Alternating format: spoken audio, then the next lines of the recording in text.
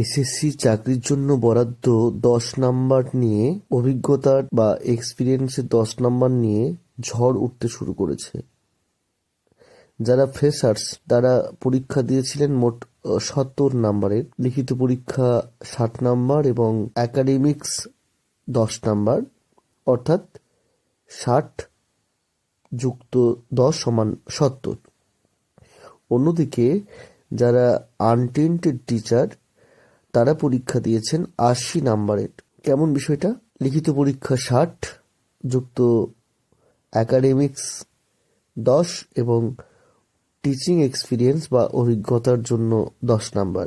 এ নিয়ে মূলত যারা ফ্রেশার্স তারা কলকাতা হাইকোর্ট থেকে সুপ্রিম কোর্ট পর্যন্ত দরবার করেছেন, কারণ একটা লজিক্যাল যুক্তিও রয়েছে এর পিছনে। তারা 70 নাম্বারে পরীক্ষা দিয়েছেন, অনেকেই দেখা গেছে 70 পেয়েও ডাক পাচ্ছেন না।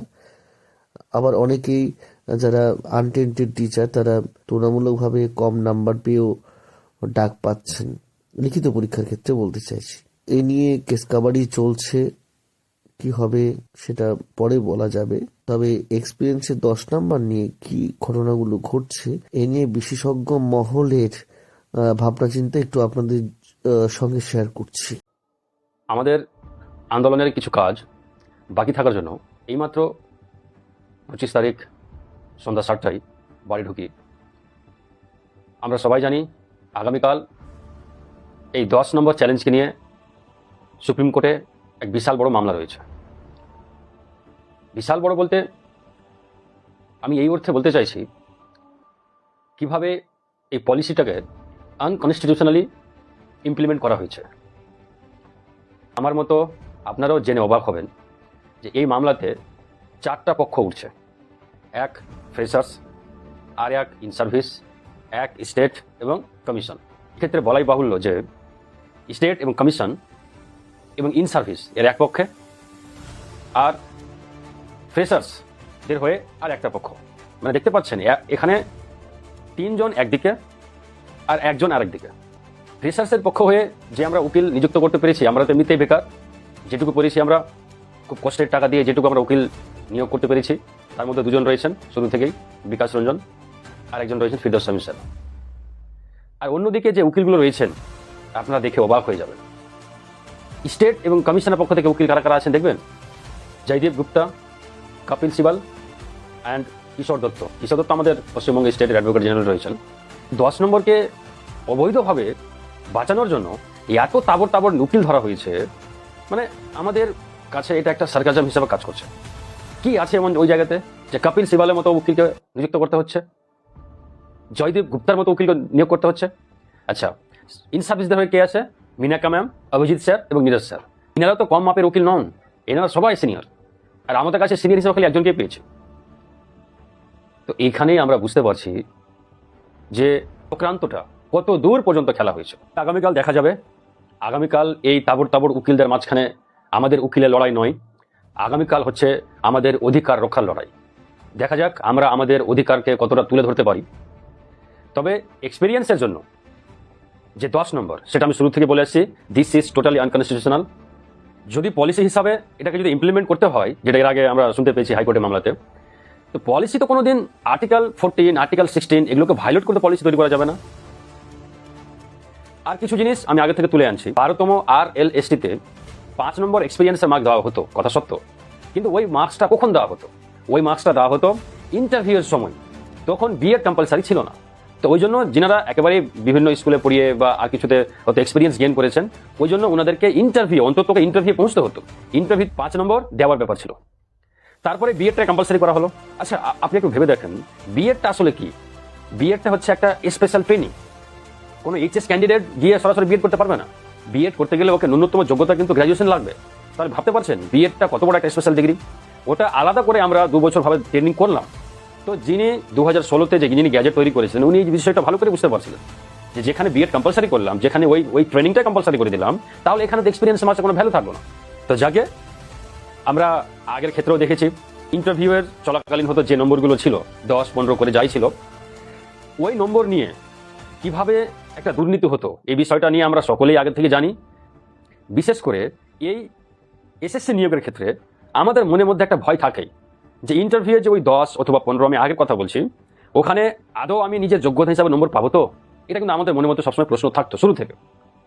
আজ ওই প্রশ্ন আর নেই, আজ পুরোপুরি পরিষ্কার হয়ে গেছে যে এমনিতে তো ওই 10 নম্বর নিয়ে আমাদের একটা মনের মধ্যে ভয় ছিল, আশঙ্কা ছিল। এবার কি করা হয়েছে, ওই জায়গাতে 20 করে দেওয়া হয়েছে। আচ্ছা, ডেমনস্ট্রেশন, পার্সোনালিটি টেস্ট, এগুলো সব একই ক্যাটাগরির মধ্যেই আসে, আমি যেটা মনে করি। দেখ, 5 করে দেওয়া যেত না? আপনি 5 রাখলেন ডেমনস্ট্রেশনের জন্য, 5 রাখলেন পার্সোনালিটি টেস্টের জন্য, কি আর হতো বিবিধের জন্য রাখলেন। এত নম্বর কেন এখানে রাখা হলো? আমরা পরিষ্কার বুঝতে পারছি এখানে এত নম্বর কি জন্য রাখা হয়েছে। আচ্ছা, আগে যে বিষয়টা ছিল যে কাউকে ইন্টারভিউয়ে পৌঁছতে গেলে মিনিমাম তাকে একটা মেধার পরিচয় দিতে হতো, রিটেন এক্সাম। এই রিটেন এক্সামকে ক্র্যাক করে ইন্টারভিউ যেতে হতো এবং ইন্টারভিউতে যা হওয়ার হতো। এখন আমার মনে হচ্ছে এই সরকার শুরু থেকেই এই বিষয়ে আরো গভীরভাবে চিন্তা করে দেখেছে যে আমাদের পার্টি ওয়ার্কার, আমি নিজে বলছি না যে আমাদের পার্টি ওয়ার্কার, শিক্ষামন্ত্রী স্বয়ং প্রকাশ্যে বলেছেন যারা যারা ওর পার্টি হয়ে কাজ করবে চাকরি নাকি ওদেরই দিবে। বাহ, আমার মনে হচ্ছে ইতিহাসে মনে হচ্ছে এইরকম প্রকাশ্যে প্রেসে বলা, মানে পৃথিবীতে মনে হয় কোনো দিন কোনো ইতিহাসে এটা ঘটেনি আর ঘটবেও না। প্রকাশ্যে বলেছেন ওনাদের পার্টি ওয়ার্কারকে চাকরি দিবেন। তো পার্টি ওয়ার্কারকে চাকরি দিতে গেলে মিনিমাম যেটা ওর মেধা লাগবে, সেই মেধা তো ও পারছে না। তো ওটার জন্য আগে থেকে ব্যবস্থা করে দেওয়া হলে কি জানেন, এই 10 নম্বরটা, যে ঠিক আছে ইন্টারভিউ যেতে পারছো না তো অসুবিধা নেই, আমি তোমার জন্য ইন্টারভিউ আগে 10 নম্বরের একটা ব্যবস্থা করছি, যেটা ব্যবস্থা করতে চলেছে। আগামীকাল যদি এই আনকনস্টিটিউশনাল 10 নম্বর যদি বাদ না হয়, তাহলে আমি কল্পনাও করতে পারছি না যে এই রূপটা কত ভয়ঙ্কর রূপ নিবে। আমার ঠিক মনে পড়ছে সেই বাংলাদেশের শেখ হাসিনা সরকারের কথা ঠিক মনে পড়ছে। ওই সরকার, ওখানকার সরকার যেমন মুক্তি বাহিনী যোদ্ধাদের যেটা রিজার্ভেশন ছিল তার ছেলে মেয়েদের জন্য 30%, আমরা কি জানি না ওই 30% কিভাবে নিয়োগ করা হতো? ওই 30%-এর মাধ্যমে শেখ হাসিনা কিভাবে নিজের ওয়ার্কার হোক আর কে হোক ওদেরকে ওই 30% কোটার মধ্যে দিয়ে কিভাবে অ্যাডমিনিস্ট্রেশন লেভেলে নিজেদের লোক ঢুকিয়ে দিয়েছিল। এই ইতিহাসটা তো সবে মাত্র এই যে কাল ঘটলো আমাদের কাছে, আর এই ইতিহাসটাই মনে হচ্ছে পশ্চিমবঙ্গে আবার রিপিট হতে চলেছে। 30% দেখানো চলে আসলো, 20 নম্বর ইন্টারভিউ পরে আছেই, আর 10 নম্বর তো আগে থেকে হয়ে গেল। তার মানে মেধার কোনো প্রয়োজন নাই, ইন্টারভিউ তোমাকে 20 ওখানে দেওয়া হবে, আর 10 নম্বর দিয়ে আগে ওকে তো ইন্টারভিউ পৌঁছাচ্ছি। এখানে যে আমরা ফ্রেশার্সরা, আমাদের পরবর্তী যে ফ্রেশারগুলো আসবে জন্মাবে, তাদের অবস্থা কিন্তু খুবই শোচনীয় হতে চলেছে। যাকে এটা আমাদের কাছে এখন পরিষ্কার, বিশেষ করে আমার কাছে পরিষ্কার, কিভাবে একটা চক্রান্ত করে কৌশলের মধ্যে দিয়ে ইন সার্ভিস এবং ফ্রেশার্সদের মধ্যে লড়াই করে সরকার নিজে একটা চ্যানেল তৈরি করতে চাইছে, যে চ্যানেলের মাধ্যমে সেই 30 নম্বর আগে থেকে দিয়েই কি করা হবে, ওদের পার্টির লোকদেরকে, ওদের দলের লোকদেরকে কিভাবে সুযোগ দিবে। আমি দেখলাম এই 10 নম্বরটা যারা পেলেন তারা তো এমনিতেই চুপ থাকলেন, এবং একদল শ্রেণী আমি আর দেখলাম, একদল আর থাকলেন যে ভাবলেন যে পার্টি ওয়ার্কার হিসাবে কিছু কারো করোনাতে হোক, কিছু টাকা পয়সা দিয়ে হোক, আমরা কিন্তু এভাবেই এক চাকরি পেয়ে যাব। এই দুই দলের লোকগুলোকে আমি দেখতে পেলাম। তবে আমি তাদের ছোট ভাই, বড় দাদা হিসাবে, বন্ধু হিসাবে আমি তাদেরকেও অনুরোধ করছি যে আপনারা বিষয়টা পরিষ্কার বুঝুন। আজকে আপনি চাকরি পেয়ে গেলেন সেই 10 নম্বরের তাগিদে, কিন্তু এই 10 নম্বরটা, এই আনকনস্টিটিউশনাল প্রভিশনটা যদি থেকে যায়, তাহলে আপনার ছেলে মেয়ে, আপনার ছোট ভাই জীবনেও আর এই শিক্ষকতার মুখ দেখতে পাবে না। আর শিক্ষকতা মানদণ্ডকে ভেঙে দেওয়া, তার মানে বুঝে নিতে হবে ভবিষ্যৎ প্রজন্মকে ধ্বংস করে দেওয়া। তারা আর কোনোদিন কোনো কোশ্চেন তুলতে পারবে না, তারা কোনোদিন নিজেদের হককে ছিনিয়ে আনতে পারবে না, কেন তাদের কাছে শিক্ষাটাই থাকবে না। তাই পশ্চিমবঙ্গের সমস্ত নাগরিকের কাছে আমার অনুরোধ, আপনারা বিষয়টা ভালো করে বুঝুন এবং এর বিরুদ্ধে আপনারা আওয়াজ তুলুন। আপনারা আওয়াজ তুলুন নিজেদের জন্য, আপনারা আওয়াজ তুলুন নিজেদের ছেলেমেয়ের ভবিষ্যৎ বাঁচানোর জন্য, আপনারা আওয়াজ তুলুন নিজেদের মাতৃভূমির এই শিক্ষা ব্যবস্থার মানদণ্ডকে বাঁচানোর জন্য।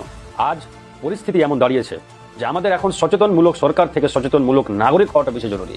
আর আজ যদি আমাদের থাকতে যদি এই কালো নিয়ম, এই আনকনস্টিটিউশনাল প্রভিশন যদি কোনো মতে সুপ্রিম কোর্ট থেকে পাস হয়ে যায়, তাহলে আমি মনে করছি যে পরবর্তী প্রজন্ম হয়তো আমাদেরকে কোনোদিন ক্ষমা করবে না। ওই জন্য আপনাদের সকলের কাছে অনুরোধ, যে যেভাবে পারবে, যেখানে থেকে পারবে, এর বিরুদ্ধে প্লিজ দয়া করে আওয়াজ তুলুন। ধন্যবাদ।